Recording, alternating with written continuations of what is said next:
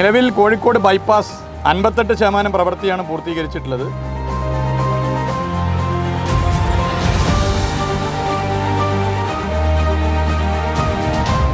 വളരെ നീളം കൂടിയ ഈ NH66 പ്രവൃത്തി 2024 അവസാനത്തോടു കൂടി ഏറെ കുറയും. ചില ഭാഗങ്ങൾ 2025 ഒരു തുടക്കത്തിൽ ചില മാസങ്ങളോടുകൂടി പൂർത്തീകരിക്കാനാകും.